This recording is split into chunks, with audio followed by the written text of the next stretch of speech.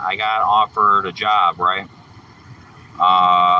The thing is, I get testosterone shots every single week at my doctor's office now because my mom was a nurse, and she used to give me my testosterone shots before she left the state. Now I have to get them at my doctor's office. But here's the thing about this job. They're very particular about attendance, and they want me to move my doctor's appointments around to it's like every other Friday they give you a day off. They want it to be on that particular Friday that I go see them. And I said that's fine because I need a job right now. But I'm debating between this job or a roofing job that pays $100 a day under the table. I'm not sure which one I should pick, because the roofing job would be more likely to work with my schedule and let me see my doctor, whereas this job would not. And then, it's like I'm grateful, to have a job and to have a stable source of income.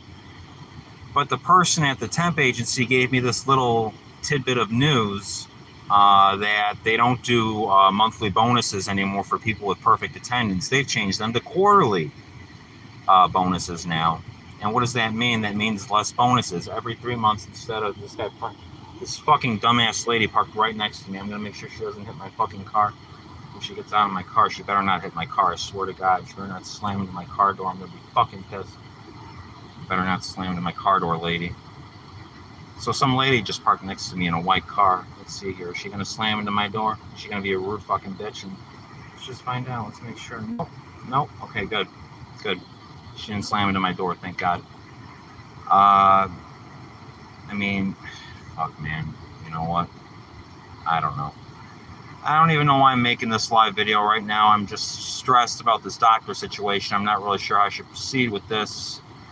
But it's like, here's the thing. I'm going to branch off now and talk about the corporatocracy in America and how it completely took over America and how basically everything is scraps. They're handing us scraps, right? Because here's the thing. $20 an hour isn't enough to survive anymore. $20 an hour, they say, oh, we're going to pay you $20 an hour and it's going to be great. You're going to be able to make all this money. But it's like $20 an hour isn't enough to survive anymore. It's not like it was 10 years ago. 10 years ago, $20 an hour gets you a house, a car, and all your bills paid easily. But now it's not enough anymore. So you got to wonder, is it worth working for scraps? Is it worth begging for scraps these days? People are so desperate to survive that they're stuck in survival mode. They're stuck in root chakra survival mode. And when you're stuck in root chakra survival mode, you can't ascend to sacral chakra emotional mastery. And from there, if you don't have that in order, you can't ascend to solar plexus chakra creative expression, right? Because reality comes in layers, and the chakras are aligned with those different layers of reality. Root chakra is survival, first and foremost. Can I survive? Do I feel safe? Are all my needs provided for? And the way things are today, it's keeping everyone in this desperate state to keep up with everything. Hey guys, how you doing? Hey Jackson, hey Red Rum, hey Andrea, and hello, thank you. But yeah, here's how reality works. I figured this out through astral projection. I learned how to astral project a few years ago. Basically, the key is sleep paralysis. If you can get sleep paralysis, you can astral project. Sleep paralysis is fucking scary the first time it happens to you. Anyone who's had sleep paralysis will tell you it's fucking terrifying because you feel like you're dying almost. You feel like there's spirits floating around you and you feel like there's someone in your house or something that's going to get you. And that's because when you're in sleep paralysis, you're in the etheric realm, the bridge between this world and the next where ghosts and, other spirits that can't move on from physical reality dwell.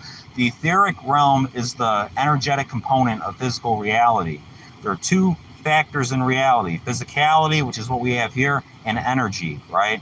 And there are two types of harm that can befall every person, physical harm and energetic harm, which is why it's just as important to be energetically sound as it is to be physically safe.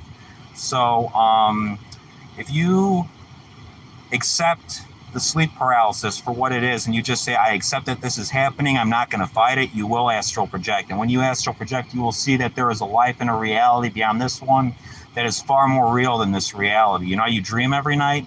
You are in the astral realm when you're dreaming. Look at the soul dreaming. I think I said dreaming, but I meant dreaming. So Look at the soul like it's your conscious perception of reality, how you perceive the world and how you relate to the world consciously. That is your soul.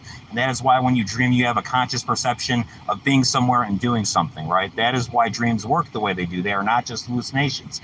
They are not just nothing. They are literally, when you pass away from this realm and your physical body dies, you move on to the astral realm and you ascend to the next level of reality, right? And I've tested it in astral projections. I've touched things and they had a real sense of physical touch to them. If you touch a carpet, it feels like a carpet. If you touch a doorknob, it feels like a doorknob. It's always a little different each time, but the realm has more freedom than this one does. So root chakra is physical reality, sacral chakra is etheric reality, and solar plexus chakra is astral reality. If you can get out of this root chakra state of survival, you will be able to ascend to sacral chakra state of emotional mastery. Once you master your emotions, and let's say someone's like trying to start shit with you and you can just ignore them and walk away and not get mad and not react to them, and you've obtained emotional mastery, then you move on to creative mastery, creative expression, creative hobbies, drawing, painting, things of that nature. And then when you go from there, it goes to the heart chakra, which is the mental plane. The mental plane is beyond the astral plane.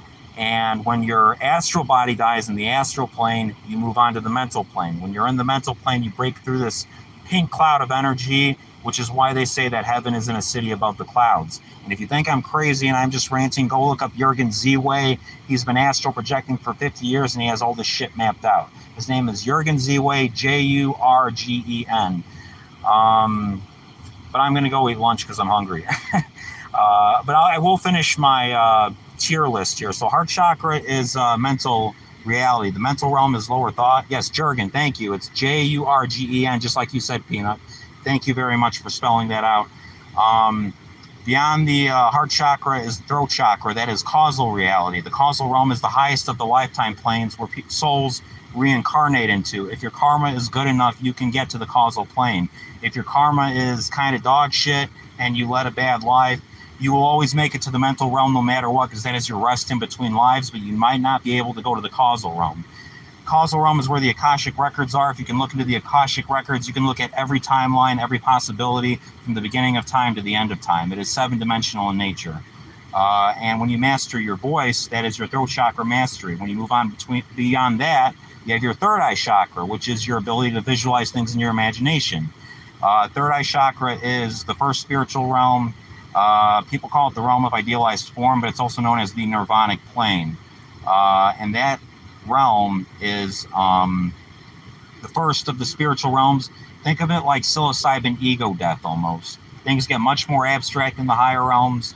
And once you master your ability to visualize things in your mind, you learn that magic works through visualization of the mind. That's why they put fluoride in the water, and that's why they poison your pineal gland and calcify your pineal gland so you cannot use that imagination, that visualization. Visualization is quite literally magic. Try picturing a white light surrounding you and say, this white light is removing all the bad energy around me. You'll be shocked at how well it works and how much your state of mind changes in a positive direction. Beyond that is the crown chakra. This is the final chakra that people recognize in terms of chakras. This is like the DMT levels, the DMT plane. This is your connection with the divine. So magic is not real. Miracles are by the Lord. So no, the Lord is very real. Jesus is very real, but magic is also real at the same time. Both things can be true. So with that, I'm going to go eat lunch. You guys have a great day, and I'll see you later, all right? Bye-bye.